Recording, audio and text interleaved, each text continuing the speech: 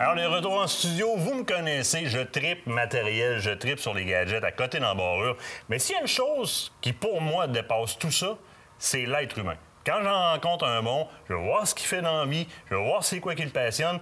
J'ai eu la chance de rencontrer Alexis Bernard. Comment ça va? Enchanté. Ça va très bien. Yes. Ouais. Je suis content que tu aies accepté de venir en studio parce que je vous fais une petite historique rapide. Là. Moi, j'entends parler d'un jeune dans le coin de Lévis qui fabrique des leurres de ses mains. On est en plein temps de COVID quand les jeunes sont rendus sur toutes sortes de sites très illicites puis sur leurs tablettes, etc. Je suis comme, moi, je vais rencontrer ce jeune-là, voir qu'est-ce qu'il y a dans le ventre, pourquoi il fait ça. Mais je suis tombé face à tes leurres, Alexis, la première fois. Je suis comme, wow, attends une minute, c'est pas juste un trip qui t'est passé dans la tête une nuit, ça, là. Non, c'est vraiment pas un trip. Moi, j'ai commencé à faire à broche en 2020. J'ai commencé à faire ça parce que je me cherchais... Ça, c'est l'airbrush. On va le montrer un petit peu. Ça, c'est l'airbrush. Avec un petit utilitaire pour peinturer, ton air là? Oui. Moi, je mets 2-3 petites gouttes de peinture ici. Oui. Après ça, avec la petite gâchette, je viens l'éloigner, puis ça shoot la peinture de plus en plus gros. Plus que j'éloigne, plus que je la rapproche, moins que ça shoot de peinture. Au départ, le trip, c'est de faire du airbrush. T'es dans la vie de tous les jours, un pêcheur, tu te tripes à la pêche. Ouais. Puis, période hivernale... Pour moi, c'était vraiment un temps mort. Parce que j'avais plus de choses. Je pêche pas vraiment sur glace. Fait que c'était vraiment un temps mort. Fait que j'ai essayé de me trouver de quoi à faire. Je cherchais sur YouTube. J'ai réussi à trouver du monde qui faisait des leurres à masquinongés. Ça m'a vraiment intéressé au début. J'ai commencé à essayer d'en sculpter. Je trouvais que je perdais trop de temps. Moi qu'est-ce que j'aimais vraiment, c'est quand j'ai peinturé. Fait que la finition était plus importante que la construction du leurre. C'est en plein ça.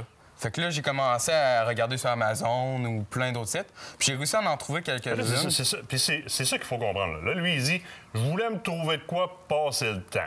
Mais regardez bien la magie, là. On va prendre ça, là. Bougez pas 2 secondes, restez là, là. Regarde, je vais revenir avec mes mains direct à la même place, là. Alors, regardez bien ça. Puis avec ça, là, il fait des affaires de même. Au airbrush. Là, si vous regardez la transparence sur celui-ci, si vous regardez le bord en bord, le côté holographique qui est hallucinant à l'autre bord, c'est... Regardez les détails qu'il y a sur le leurre adoré que j'ai dans ma main gauche à moi, donc à la droite de l'écran, j'imagine. Exactement. C'est hallucinant. Là, il faut que tu développes tes techniques de airbrush pour pouvoir faire ça. Il y a des tests et erreurs en tabarouette là-dedans. Oui. Essais-erreurs, là. J'en ai manqué vraiment beaucoup. Au début, c'est vraiment... il y a plusieurs tests que j'ai faits. Des fois, ça va vraiment pas bien. Des fois, j'y rate. Des fois, je recommence. Mais la plupart, je réussis de plus en plus. Puis moi, qu'est-ce qui me fait vraiment triper, c'est quand j'utilise des wrappings comme ça. Les wrappings, c'est ça qui me fait vraiment triper. C'est ça, tu viens de mettre sur le poisson pour peinturer? Ouais, moi, je les installe un peu comme ça. Oui, alentour. Je les installe à l'entour. Je mets des petites barrettes pour les sécuriser pour pas qu'ils bougent. Oui. Après ça, je prends mon airbrush, mets différentes couleurs. J'essaie de les shooter selon certains angles ou encore avec différentes couleurs. Tu viens donner des patterns comme ça avec ça, là. C'est en plein ça. Puis quand je l'enlève, c'est ça qui dévoile le poisson. Ça, c'est trippant. On développe la technique en masse. Ouais. J'ai dans mes mains le premier modèle que tu as travaillé, qui est un favori des Québécois, on va le dire comme ça, dans sa coloration, le Fire Tiger. Mais regardez comment est-ce que les prismes de la couleur verte réagissent à la lumière, là. Regardez-moi ça, là. Imaginez-vous avec les UV dans un lac que ça va aller chercher, là. C'est très hallucinant. Symétrie parfaite, ça te prend un temps à travailler ou avec la méthode pochoir, mais faite à la main? Oui, c'était vraiment compliqué parce qu'au début, moi, qu'est-ce que je faisais? C'est que je me dessine sur une petite feuille en papier. Oui. Après ça, avec un X-Acto, je viens les tracer tranquillement. Une fois découpés, je les installe sur mon leurre. J'essaye de les placer vraiment à bon endroit, puis j'essaie de les placer pour les faire vraiment aligner des deux bords. C'est ça qui m'a vraiment que ce soit symétrique tout le long. Que ce soit symétrique. 2 minutes, ça va vite. Écoute, j'en parlerai pendant des heures. Tu as du stock tripant là-dedans. Modèle COVID. Moi, ça, c'est quelque chose, quand je suis arrivé chez vous la première fois, je fais... Hey, ça pique, ça. Faut que je parte avec ça. Ton modèle COVID, c'est une bulle qui t'a passé? C'était durant la pandémie. Fait que je me cherchais un beau modèle, puis je suis arrivé là-dessus. Alors, là, gang, il faut pogner des basses avec ça. C'est tout indiqué pour ça, c'est tripant, solide. Beaucoup de modèles. Tu as des modèles, justement, tu en avais un carnassier tantôt, fait vraiment un leurre à brochet. Ouais. Parle-moi un peu de celui-là. Ça, c'est un leurre articulé pour le brochet. Oui. C'est vraiment excellent.